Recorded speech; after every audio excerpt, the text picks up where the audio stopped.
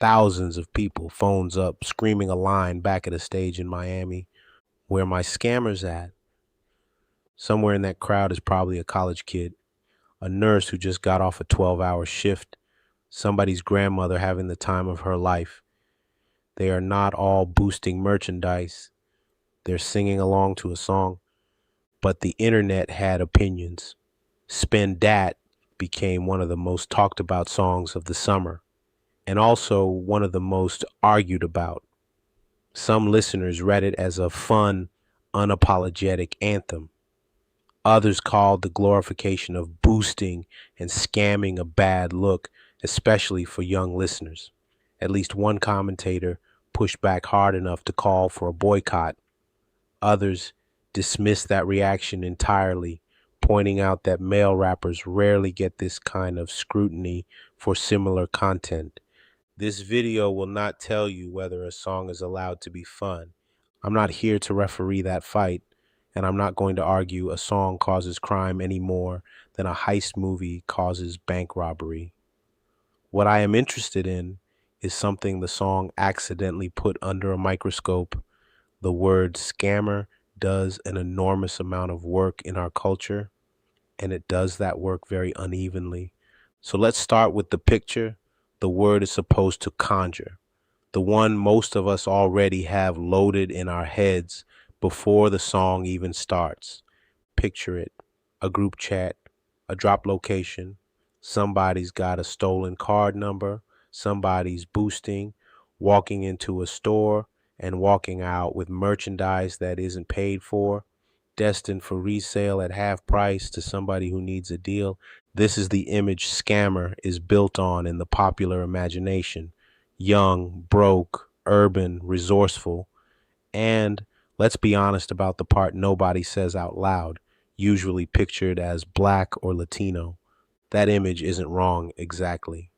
This kind of small scale fraud is real, and it has real victims: small retailers with thin margins, people whose card numbers get used without consent. But notice what the image is doing. It's small, it's local, it's personal, it's visible in a way that makes it easy to picture, easy to moralize about, and importantly, easy to police. It's also notably the only version of scamming that shows up in a rap song and gets a think piece written about it by Wednesday. So why is this the image? Why does scammer conjure a kid with a return fraud scheme before it conjures a guy moving hundreds of millions of dollars or a woman in a black turtleneck on a magazine cover? That's a question about resonance. And it starts with why this language is everywhere right now. Spend Dat taps into something that has nothing to do with any one artist. A lot of people feel like the legitimate path to money stopped working or was never really available to them. In that environment, scamming the system can stop sounding purely criminal and start sounding, to some listeners, like folk heroism, beating a machine a lot of people already feel beaten by. I want to be careful here because it's easy to slide into a lazy version of this argument. Plenty of people in the exact communities being described find the glorification genuinely uncomfortable. That pushback is part of the real conversation around this song, not an outside imposition on it. What I am saying is the fact that this language lands as catchy and communal instead of purely shameful tells you something about who currently feels locked out of the legitimate version of getting money. That feeling isn't confined to one race or class in some clean single cause way, but it isn't evenly distributed either. And the song's imagery is coded specifically as an underclass survival story, not a rich person's story. If the impulse, get money fast, look good doing it, isn't unique to any one class, why does the word scammer attach so easily to this image and so reluctantly to people doing something that rhymes with it, just with better internet and a nicer suit? Let's go up a level. Enter Ramon Abbas, better known online as Hush Puppy. Before his arrest in 2020, Hush Puppy's Instagram was a curated feed of private jets, designer fashion, and luxury hotel suites. Millions of followers, built around a persona of a real estate businessman living the high life. He later pleaded guilty to a single federal count of conspiracy to commit money laundering. Prosecutors said that during just an 18-month stretch, he'd conspired to launder more than $300 million, including a scheme that tricked a New York law firm into wiring nearly $1 million, a scheme to defraud a businessman in Qatar out of a $15 million school financing deal, and laundering tied to a cyber heist North Korean hackers pulled from a bank in Malta. Here's what's interesting for our purposes. The content of the crime, deception for financial gain, isn't categorically different from the street level version, but everything around it changed register. Instead of a hoodie and a drop location, it's a penthouse and a caption. Instead of boosting, the language used by Hush Puppy himself and often by the coverage of him leaned toward businessman, socialite, influencer, right up until the handcuffs. Same energy as, I'm not saying I did anything, I'm just saying my grid is incredible. Wealth, once performed convincingly enough, starts to pre-argue your legitimacy for you. Nobody frisks the private jet. The aesthetic itself becomes a kind of alibi, right up until it isn't. But even Hush Puppy was operating outside institutions. No company, no board of directors, no household name backers. What happens when the performance of legitimacy isn't just personal style, but gets co-signed by universities, investors, and famous names? What happens when the alibi isn't a grid of photos, but an entire institution built around you? Let's say the quiet part.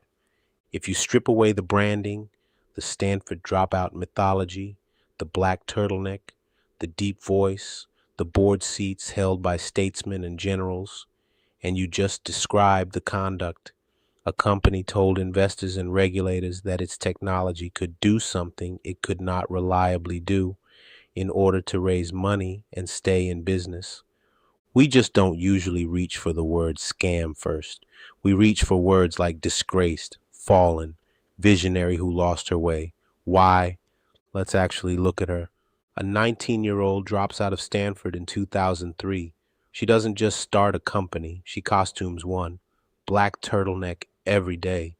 She later called it her uniform. Though former employees and reporting have documented a more deliberate transformation, modeled directly on Steve Jobs. The wardrobe, the design obsession, even management techniques borrowed straight from his playbook. She once wrote herself a private note about becoming Steve Jobs. Even her famously deep voice has been publicly debated for years. A former colleague said that in her early days, it sounded completely normal.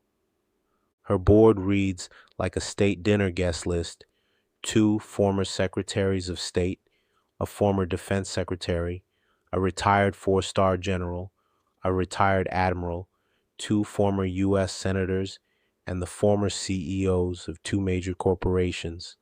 At its peak, the company was privately valued around $9 billion, having raised more than $900 million from investors, including a media mogul, a retail dynasty, and a future cabinet secretary, each writing checks in the hundreds of millions. In 2015, a major business magazine put her on its cover as the next Steve Jobs. The pitch: a single drop of blood, hundreds of tests, no needle. It's a genuinely beautiful idea. That matters. This isn't a story about someone who never wanted to build anything real. The technology did not reliably work. Starting in 2015, investigative reporting and federal inspections found serious problems. Regulators inspecting one of the company's labs found conditions posing what they called, in their own words, immediate jeopardy to patient health and safety, citing unqualified personnel, blood samples stored at the wrong temperature, and long delays notifying patients of incorrect results. The company ultimately voided every blood test result run on its core device across 2 full years. Real people were affected. A cancer survivor was told her cancer might have returned before that result was walked back. A man recovering from heart surgery underwent a second unnecessary operation after a blood thinner reading came back wrong. And here's the part that complicates the story rather than simplifying it, because it matters for the whole point of this video. At trial, the jury convicted Holmes on 4 counts of fraud and conspiracy tied to defrauding investors, but acquitted her on every count related to defrauding patients. The court also declined to treat patient harm as a factor in her sentence. That's a genuinely strange split. The legal system found it easier to prove she deceived sophisticated Silicon Valley investors than to prove she deceived ordinary patients. The more viscerally sympathetic harm. That's not a flaw in the story I'm telling you. That is the story. Even inside a courtroom whose harm counts as legally provable fraud isn't a neutral, self-evident thing. For years, almost none of the language used to describe Elizabeth Holmes was the language used to describe a 19-year-old boosting sneakers. She was called a visionary, a prodigy, a female Steve Jobs, a comparison her own presentation deliberately invited. Somewhere, a 19-year-old with a resale account is thinking, all I had was a group chat and a Venmo. She had a boardroom full of statesmen. That's not a joke about the harm. The harm here was real. It's a joke about the distance in vocabulary between two people doing something in the same family of behavior. The turtleneck wasn't vanity. It was a signal. I am serious.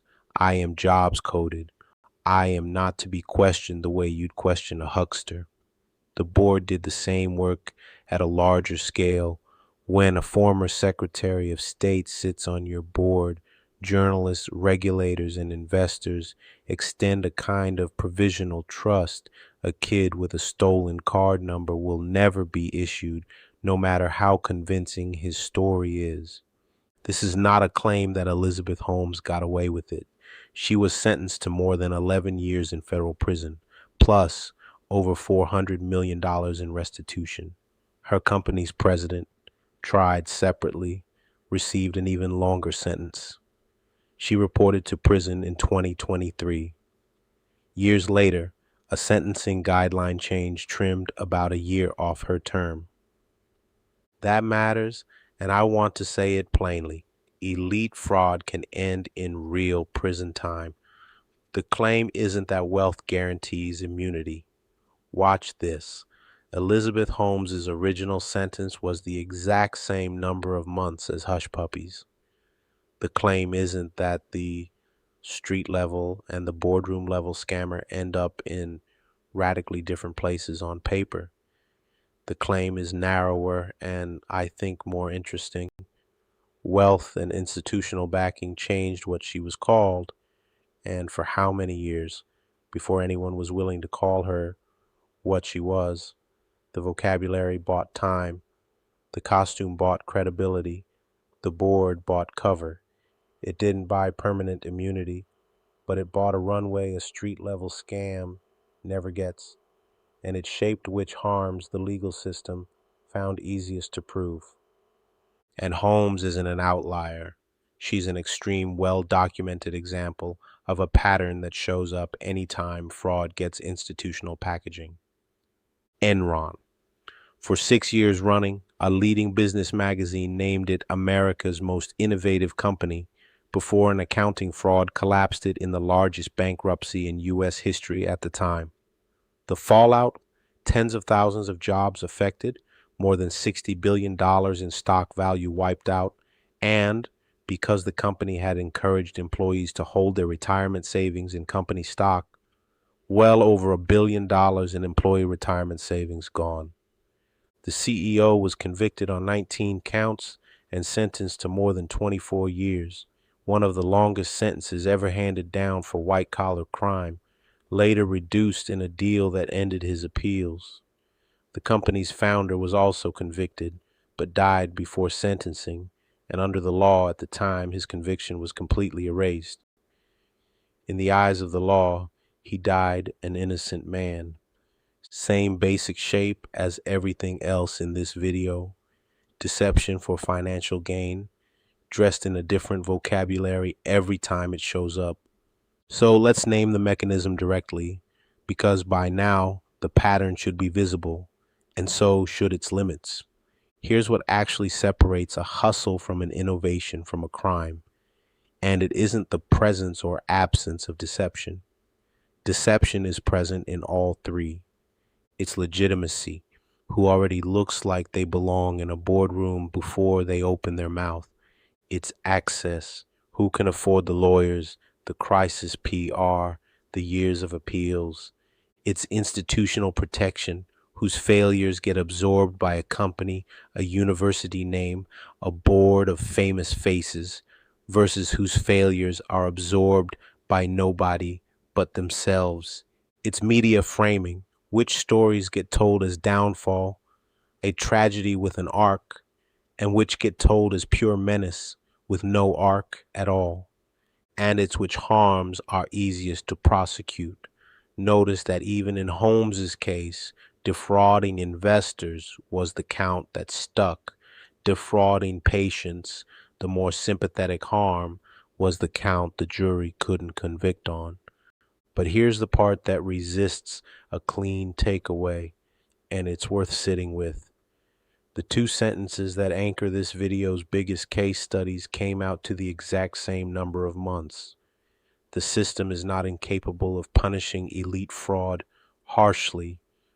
What differed wasn't simply the final number, it was everything upstream of it, how long it took to get there, what she was called for a decade before it happened, how much benefit of the doubt was extended along the way, and which specific harms the system found provable. That's the actual thesis. The deception doesn't sort itself into hustle, innovation, or crime. We sort it using cues that have very little to do with the deception itself. And that sorting shows up less in the final sentence than in everything that happens before anyone is sentenced at all. Which brings us back to something we skipped past too quickly at the beginning: the actual human cost at every level of this hierarchy. It's easy by the time you get to Elizabeth Holmes to start treating fraud like an intellectual puzzle, a clever essay about vocabulary and vibes. It isn't just that. Patients made real medical decisions based on results that were, by regulators' own findings, unreliable. A cancer scare that turned out to be wrong, a heart surgery that may not have been necessary. Enron employees and retirees lost billions in retirement savings they'd spent decades building, many of them barred by company rules from selling the stock until they were older. And on the other end of this hierarchy, small retailers absorb real losses from theft and fraud, and people convicted of low-level fraud, often with far less access to legal defense than an elite defendant, carry a record that can follow them into housing and job applications for the rest of their lives for a fraction of the money involved. Nobody in this video is a hero. That's the point. A hustler singing about boosting on a hit song, a socialite running a fraud ring behind a luxury feed, and a founder in a black turtleneck promising a medical miracle she couldn't deliver are not doing the same thing, and this video isn't asking you to collapse them into one story. It's asking a smaller, harder question. When you picture scammer, who shows up in your head first, and who doesn't show up at all until it's already too late?